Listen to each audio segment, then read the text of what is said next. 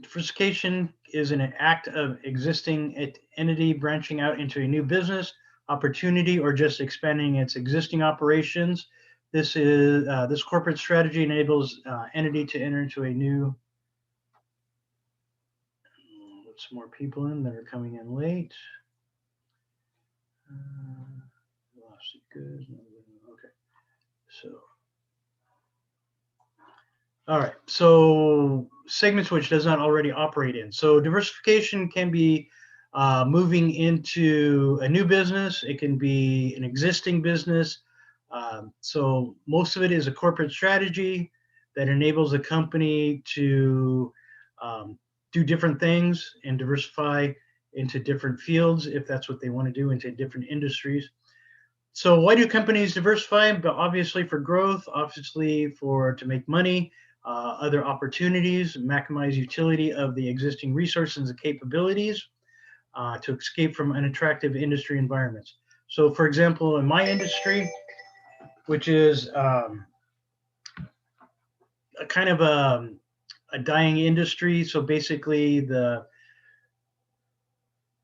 ink cartridges and the copiers and the printers are a what they call a cash cow. So they're making tons of money off of this, which is good. But what happens is they are not businesses are not growing, so they're kind of slowly shrinking. All right. So the different types: horizontal, vertical, concentric, and conglomerate. So we'll go over a little bit over those a little bit later. So levels and types of diversification. A limited diversification is a single business. 90% of the revenues come from a business unit, and dominant business between 70 and 95. And related diversification is related constraint, 70% revenues, and then related linked, which is a mixed that comes from 70%, and unrelated business uses not closely related. So for example, the business uses not closely related. I use General Electric as an example. Even though General Electric has all this financial stability and they can move that money around to different companies, into different industries, a lot of times they don't, but sometimes they do. So they make jet engines. Like I said, they make light bulbs and do financial services. Okay. So different methods of diversification. You got your greenfield entry, acquisitions, and joint ventures. Okay, so those are the three different types of ways that companies acquire different other companies or branch out and diversify into other companies and industries. So a single business is a firm earning more than 95% of the revenues. A dominant vertical business is a firm that is 70%, which I mentioned before. Dominant business and adjacent market, I just went over. Value through diversification. So what do companies get out of this? Expand customer base. So for example, if you have one food product and you decide to open up another company, you already have the customer base there.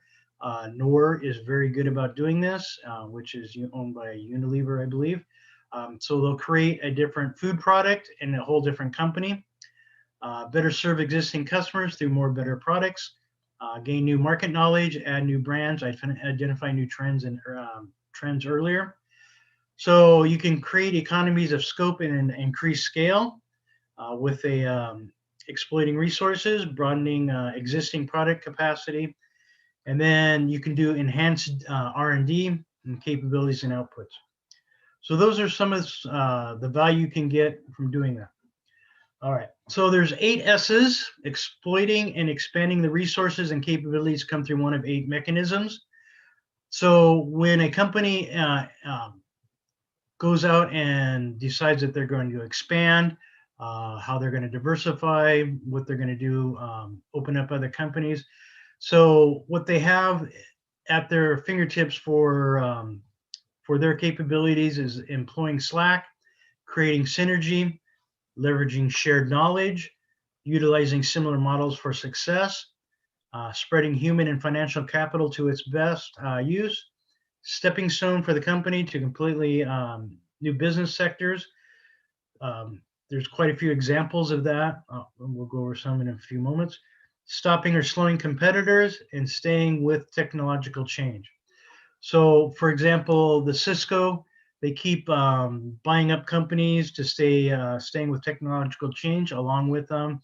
Apple is very, very good at doing that also. They'll buy companies. Siri, the voice thing, that was a company that Apple bought. They don't know about it, but a lot of people don't know that, but they kind of did that anyway. So Slack is unused resource capabilities. Delta Airlines generates almost 37 billion in revenue in 2012 through its combined operations. So almost $1 billion came through cargo, carrying cargo and freight. So when they tell you that you can only have one bag, there's a reason for that. The reason is that they are taking on freight from other companies.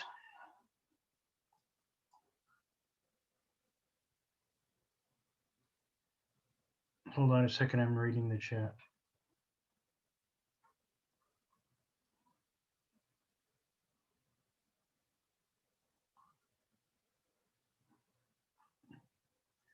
All right. So what happens is, so they do other things. So the top half of the aircraft carries the people, the bottom half carries luggage, and then there's extra room. And Delta makes a lot of money shipping stuff for FedEx, UPS, and other companies, other logistic companies.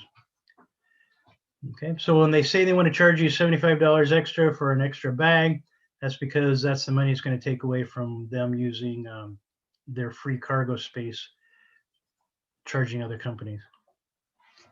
Okay, synergy, action between different elements of a system that creates more value together than the elements created separately.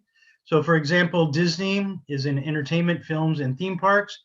Obviously, their characters are all over the theme parks. And then the movies, you know, are in the theme parks, the rides created, the new Star Wars land, all these other things. So the synergy that they get between creating two different business entities, it would be greater than they would be separately. Okay, so shared knowledge, managed skills, and individual and collective abilities of firms managed team to engage in value creating activities.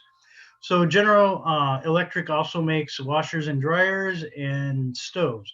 So obviously they use the same type of manufacturing process. They use a lot of the same materials. So the economies of scope and economies of scale are greater because they're buying the raw materials, the raw metals, and they're buying a lot of the same products to create all of this, and the knowledge and the way they manufacture these products are very, very similar. Okay, so delivering these together as opposed to separately creates a cost advantage. Okay, core competencies. For example, shared knowledge. Honda has made motors for years and years and years. Honda parlays those into the technology that they develop and and all the information, operational information to go to automobiles, lawnmowers, consumer generators, boats, motorcycles, you know, and many other equipment that uses motors. Okay. So spreading capital, this is when it comes into the example of General Electric, how they, that's number one of the things that they do is create capital, and they also fund and do a lot of other things, and they're the people, the talent, you know, so if you know how to do a certain job, you can go over to it that's very similar to a new industry or a new company. They can bring the talent over to there. They can move funds over to spread the capital to bring value to the new company or to an existing company. All right, so spreading capital, these are the largest conglomerates or corporations in the United States. They own tons of, and not in just the United States, but also other countries. They own tons and tons of different other companies. So they can spread their capital over different companies. The stepping stone new industry mechanism especially works to enhance capabilities. Executives may survey the landscape of the industry and its future trends, decide that their competitive position will not be sustainable. Their money would be best invested in some other type of business. So for example, HP, Xerox, even company Kraft, Heinz, I think it's Heinz Kraft now. For example, they sold cigarettes. And, they realized that that's not going to be a viable long-term solution because basically they're killing people off and they're killing their customers. So what happens is they branch out into other items, food items, and other things like that. And that's what a lot of companies do. Xerox and HP realize that the printing industry is not going to be here forever. A lot of people stop printing. So what they're doing is they're investing in other types of businesses and industries. For example, HP and Xerox do managed print service or managed services, IT services, and other types of things like that. All right. Questions, concerns? You guys still awake?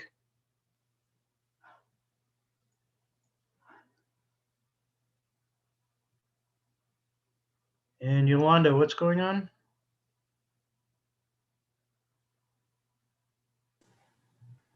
Oh, no, you just, I logged in on my laptop at 9:18. You said I was late. I just wanted to clarify that I wasn't. I was on my phone and then I switched to my laptop. That's all right. No problem. Dennis got you, right, Dennis? All right. All right. Shall we move on? You guys ready?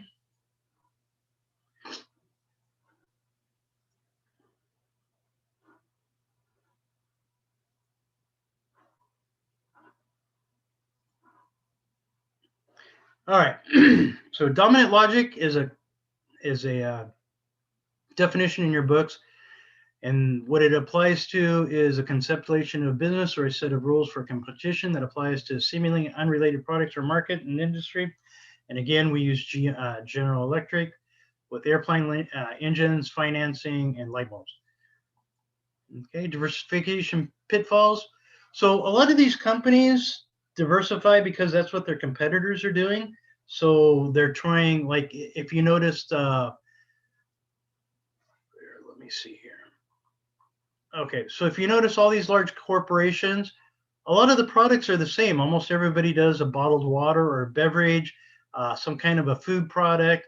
So what's happening, personal hygiene products, clothing. So what you're seeing is one company, Unilever, will go out and they'll buy Louis Vuitton bags. Another company will do the same. So they don't want to be left behind, or they think that the other company knows something they don't know. So they kind of, hubris is an ancient Greek word for excessive pride, arrogance, or confidence. So a lot of these managers think, well, if Unilever can do it, we can do it too. So let's just go find a company. But what they don't actually do is they go on their gut feelings and they don't actually do the research that they should be doing. So this has gotten better over the last few years because of the technology and because of all of the data that's available to us now that wasn't available to us before, and the way we can filter it.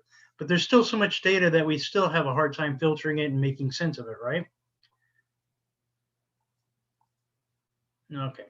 So the sunken cost fallacy is another thing your book talks about. The belief of managers that invest in a failed acquisition must continue because significant amounts have already been invested. This is something that's very real, and a lot of people won't admit to it. A lot of corporations, a lot of government entities. Government is the worst about this. So, for example, Los Angeles and San Francisco's have over $4 billion in the last 4 years to help the homeless. Excuse me. And they waste the money. It doesn't go anywhere. It goes to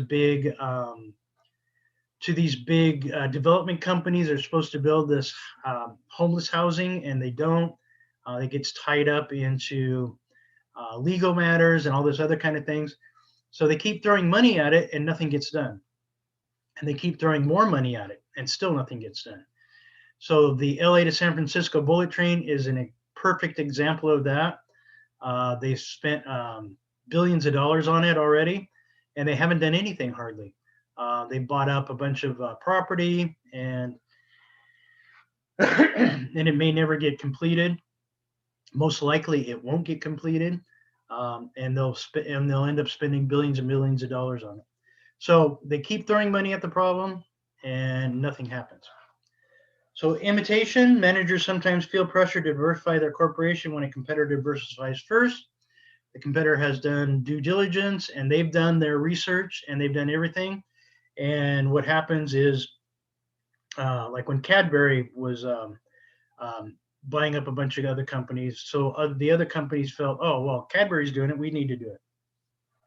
And so instead of doing due diligence, they just went out and found companies to buy, and they didn't end up actually doing all the research they should have to find out if the company is going to do as good as they thought it was going to do.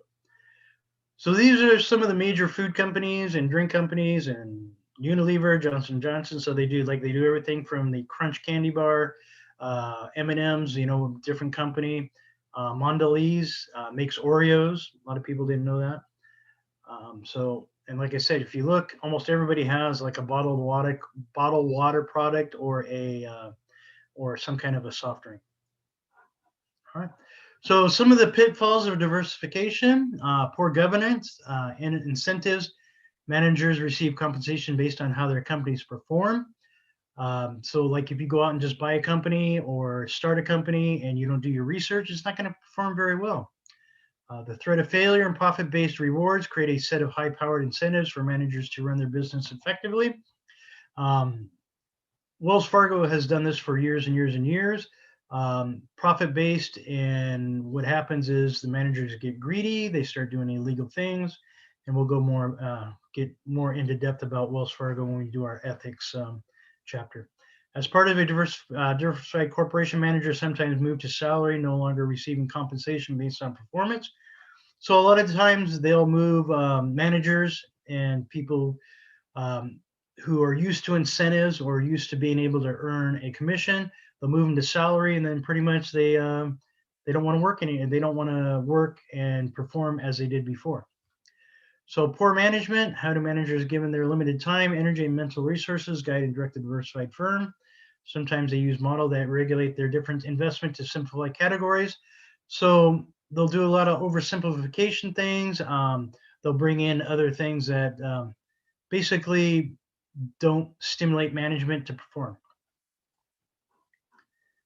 Okay, so we're going to talk about the growth share matrix. Units contribute to corporate value creation in one of two ways. They either serve as engines of revenue growth, or they generate cash flows for the firm to reinvest and distribute to shareholders or into other businesses. Executives classified business units as high or low on each dimension, applied a set of rules for managing each different quadrant. So for many years, Boston Consulting's had this growth share matrix, and a lot of the companies try and use it. They've used it unsuccessful for many years because they're not sure how to use it without going through the whole Boston Consulting spiel. So they'll just take the ideas and run with it. A lot of times it's very unsuccessful. Sometimes it's very successful. So cash cows, like I said, the ink cartridges for the copiers and printers are cash cows. They have high share but low growth and can generate large cash flows that can be useful to fund growth businesses. Companies typically like to minimize investment in cash cows because the goal is to milk the cow. So what you'll see is in the cartridges, in making the copiers and printers, they keep changing the models to take different types of cartridges. So they'll key the cartridges different when the new models come out, and they do that about every 6 months. And the reason they do that is so the remanufacturers don't have enough product to remanufacture, so they can't sell them under the cost of what the manufacturer does. So they have to constantly keep doing new cartridges and make new cartridges. And that's one of the ways that the HP, Xerox control how they can sell new ink cartridges. By the way, a toner cartridge costs about $1 to make, and they sell them from anywhere from $15 to $150. All right. Stars combine high share for the high growth, and smart managers should invest heavily in these. So the stars are like a lot of these pharmaceutical companies. They'll have a new drug that's supposed to be the cure all of all things. So they'll invest heavily into this, and they'll represent the future of the company. So that would be an example of a star. Question marks are just that. The company is not sure what the product's going to do, how it's going to do. But if not managed correctly, investments into the star quadrant, instead they move into the dog quadrant. So if stars are not managed correctly, promoted correctly, they could become dogs, have a low share and low growth, and add little profitability to the company's overall portfolio business. General rule is to divest the dogs, get rid of them. Aren't they cute? But sometimes dogs grow up to be stars. For example, what would have happened if Xerox would have taken the PC, developed it even more? You know, the copier business that they have now would be nothing compared to what they could have done. All right. So growth share matrix says almost nothing about whether cash cows, dogs, question marks, or stars help the corporation exploit or expand a company's resource and capabilities. These are all things that they kind of categorize in, and the managers have a way to tell which way to go. So companies that follow tools such as this will often miss opportunities, which is a good thing because they don't really examine what's going on. A dog business may be low growth, but it could be a potential, like the Xerox when they made their PCs, the first computer. All right, so once firms decide to diversify their operation, the next question they must answer is how to diversify. So greenfield into an adjacent market by firms that open its own operation. So the greenfield is a company that's going to open up its own everything from scratch. They're going to do everything from the beginning. So acquisition, the purchase of another company or its assets. So you can just buy a company and move along as there. And then also joint ventures, like Google and NASA. Okay. So these are some of the good, the bad versus greenfield versus acquisition. This is actually in your book in this chapter. Okay. So acquisitions represent an opportunity to create a destroy value from firms. In 2019, over 50,000 mergers or acquisitions valued at over $980 billion happened in 2019. And most managers or acquisitions fail to create value for the shareholders. Most of the time, a lot of the times, the acquisitions, they don't create value. What they do is they create an inroad into a different industry that sometimes that doesn't work out very well. So before searching for a firm to purchase, managers must understand the real value. So don't just do it because everybody else is doing it. If there's no good reason. Your microphone's not working. My microphone's not working. Why is my microphone not working? It's just very quiet. I could hear it fine. All right. Yeah, I know I can't see you guys either when I do the screen for some reason. All right, now it's on. All right, so you can hear me now? What was that cell phone commercial? Can you hear me now? Oh, Verizon. There you go. Plug for Verizon. Here you go.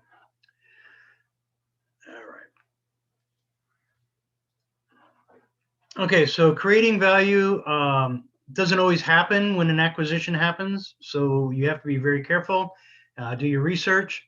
So for example, I purchased 4 different companies throughout my career as a business owner. A company called Accutech, which was a direct competitor. They had a Xerox dealership that I wanted. So in order to become a Xerox dealer, I could either apply to Xerox and be a dealer, or I could take over another company's dealership. So that's what I did. So I took over his company name, which I kept for a few years, and then I got everything over to our name. Phone numbers, web presence, which there really wasn't much of that. So I created that and developed that. I was able to bring his customers over to me. Not only was I able to sell them Xerox, but I also sold them the many other things that I did. That company only sold Xerox copiers, printers, and faxes. I also had many other products that I did, and everything from surge suppressors, shredders, to very large copiers, which he did not sell. So Cractronics was a remanufacturing company. They remanufactured toners. At one time, I got into the remanufacturing toner business, which is creating a whole separate company. So I wasn't able to completely bring that into the fold of my company. It didn't exactly work out the way I wanted it to. I didn't make as much money. So in that particular case, it didn't work out as well. So what I did is I bought a wholesale distribution company to get their customer list, so I could have customers to sell my remanufactured toners to, and I did a few other specialty items that I could do for wholesale and distributing. So that kind of helped. And then CCS I bought, was a dealer, not direct competitor. So the customer base, basically I got them for the customer base, the product lines that they did, a Canon product line, and the phone numbers. So there is reasons to do an acquisition. Sometimes they work out great, sometimes they don't. Due diligence, the process whereby managers closely examine the target, understand the core process strength. And I did all my due diligence with those companies, except for, unforeseen things with the remanufacturing companies. Because of economies of scale, other companies were making cartridges at half the cost I was making them. So for example, they could sell their toners at $20 and I had to sell mine at $40 in order to make money. So because of the economies of scale, it wasn't worth it. So I could become, because of the amount of toners that I bought and sold, I could actually get a better pricing from a huge manufacturer than I could then making them myself. So that's what it ended up happening. Okay, so acquirer must pay a premium to acquire a target, which represents by the acquirer on its ability to create value through acquisition.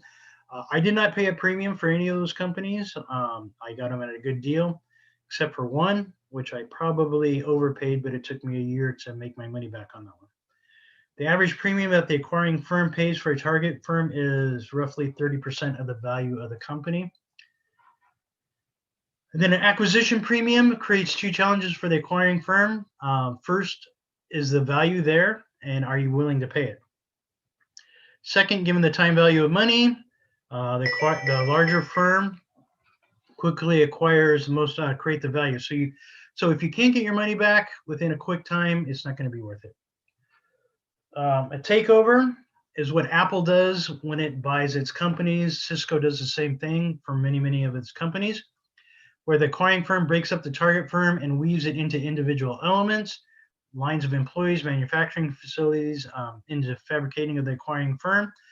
The target's brand, culture, identity all disappear. You've heard of the product Siri, but many people don't know that that was actually a company before that, with lots of different people and a lot of different cultures. The different culture of that other company. Many times that'll actually break up a takeover, an acquisition, or a merger. The culture is so different.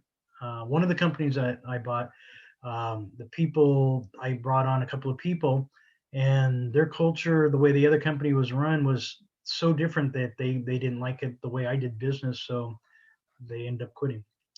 So Apple acquisitions of more than 40 startup firms have followed this pattern, including Next, eMagic, Siri, and many others. The target firm ceases to exist. They disappear basically, and they are into the fold of the acquiring company. So build or merge, an acquisition with the goal of creating a new firm from the components of two pre-existing firms. So if you merge, new identity, culture, corporate brand, images, when the deal closes. Auto giants Daimler Benz and Chrysler merged, resulting in a Daimler Chrysler AG with a stated goal of increasing global customers, and sharing technology and operating practices for these two businesses. So I bought a Jeep. Was it a 2000? I forget the years. I think it was a 2013 Jeep, and it had many of the Daimler Benz parts in it. So when my taillight went out, it cost me $300 to replace something that would normally cost about $100. So it was 3 times more expensive just because Daimler Mercedes-Benz built it. All right. So integration means a degree to which the two companies share facilities, operating procedures, compensation systems, organizational structures, and even cultural norms. And sometimes an acquiring firm will need to tighten integrated the acquired firm its own organization, but other strategies require the two firms to operate relatively separate. So a lot of times, even though you acquire another firm, you're going to leave it alone. You're not going to touch it. You're just going to say, okay, you guys do what you do. And because the culture is so different, and the way management runs things is so completely different that they don't want to. The smart thing is not to mess it up. Okay. So integration team, a group of individuals from different functional areas of an acquiring firm that coordinate. So when you guys, if you ever have to do an acquisition or a merger or a takeover, try and get on those those teams because your input will be listened to. And what's going to happen is you'll be able to steer the way the acquisition or merger is going to happen, and you'll be able to, one, hopefully save your job. All right. So when an acquisition happens, you want to be on that team: human resources, marketing, operations, financial, and accounting. By the way, the first people to go during a merger or an acquisition or a takeover is usually the accounting team because they're duplicated right away. And then the human resources because they're also duplicated. If you're a good marketer, a good sales, operations will also cease to exist from the other firm in a couple of years, usually. So be aware of that if you ever are working for a company that gets taken over. Most likely, if you're in the accounting or in the, usually it's the accounting gets axed right away. I know, but you know why the accountants do? Because they don't make any money. They're not a revenue generating department. That's why accounting always gets picked on. But it's like a company functions on the numbers first, don't it? Well, they do, and then, if you, like, for example, the remanufacturing company I used to do business with, they had a big manufacturing plant here in California and then also in Mexico. So what happened is a company back east bought them out that had 3 or 4 different locations, and their corporate office was in New Jersey. So the first thing that they did is, okay, we don't need you accounting people anymore because we have a whole accounting department here in New Jersey. So they got rid of the accounting department. And then it was, obviously the HR people, because they're not going to be doing hiring because the corporate office in New Jersey is going to be hiring. Well, they had that company also had a manufacturing plant in Pennsylvania. Yeah, Pennsylvania. So what happened was they eventually closed down the manufacturing plant here in California, and their Pennsylvania, they closed down that one and moved everything down to the plant in Mexico. So the first thing you do is cut costs, and then operations, make sure your operations are efficient. So if you were in the manufacturing plants in Pennsylvania or California, you were out of a job within a year. If the accounting people are out of a job right away, HR people, it took them 6 months. Operations people, it took them a year. So within 2 years, they consolidated everything and moved everything out of the country to Mexico for manufacturing. And I mean, in terms of business decisions, sounds about as wise as it gets. In terms of, giving people a chance to make money. Well, their product was shit, though. That's a problem. They didn't have the quality control. They were outsourcing it to a company in Mexico. Well, it was their company, but they didn't have the quality control, and so their products were crap. So I went to a different remanufacturing company. So, all right. Any questions so far? All right. Let's go back to boring you with my spiel.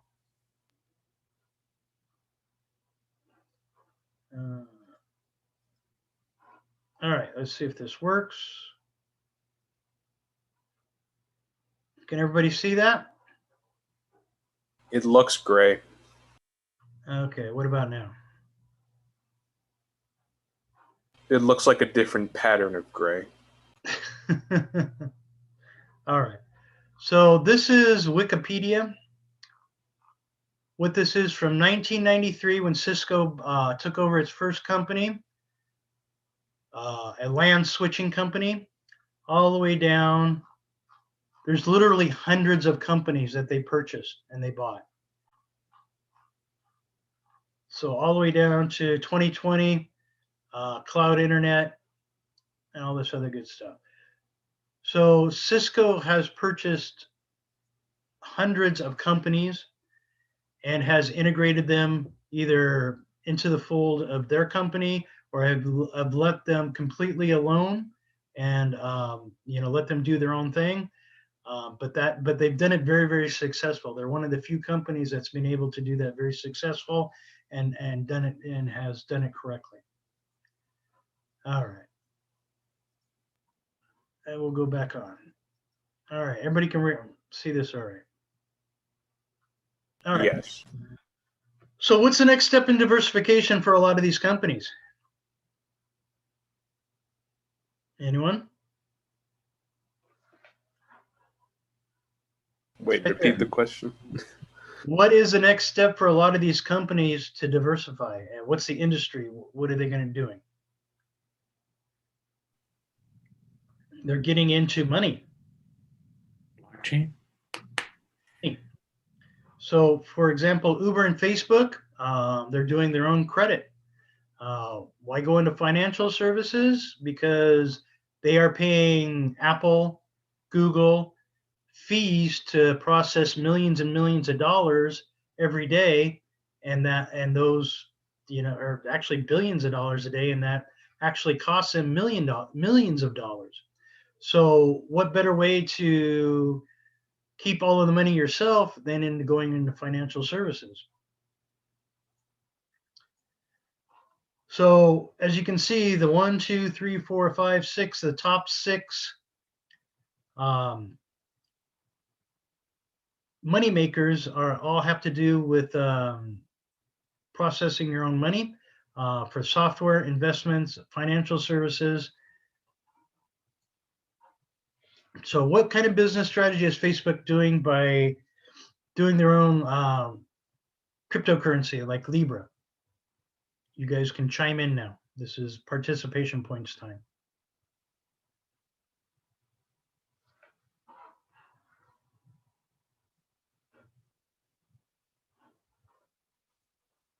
So what kind of strategy are you doing by keeping all the money yourself? Well, for starters, I guess you have more money to expand your own operations instead of spending it on I don't know, like for example, you said they paid Google to process certain things for them. The Google and Apple Pay and Google, right? So you guys use that on your phone? Would be value creation. Exactly. So what's happening is you got value creation, and so you can control your own money, right? Is this vertical integration or horizontal? Because that's technically a new industry, but it also helps their own operations. It's diversification. So they're diversifying. So I guess it would be, getting into what the end users are doing. So that would be, vertical. Well, I mean, I guess it would actually just be a diversification. So they're Okay, it diversifying. sounds simple. So they're diversifying their products, right? So almost every company has to deal with money, right? So one way or another, you're dealing with money, you're collecting money from the customer.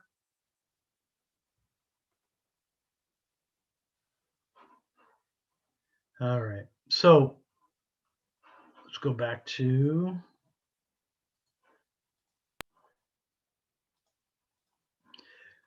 all right, so Uber's main intentions are with entering into this market is their drivers that they're paying, their riders that's paying them, and also paying that they also have to pay a fee to process their money. So they're saving on both ends. They're saving on paying the drivers. They're saving on getting paid. So they get both of best, not having to pay fees to either one, right? So they're saving literally tens of millions of dollars doing this. with Facebook, they're more of a I'm going to take over the whole world because I have my own cryptocurrency type attitude. Is more of what Facebook is looking at. They want to be able to control everything from what you see, what you think, what you say, and how you spend your money. So that's more of what Facebook's intention is. All right. So what did you learn today? This is another company that has Newell Brands that has all these different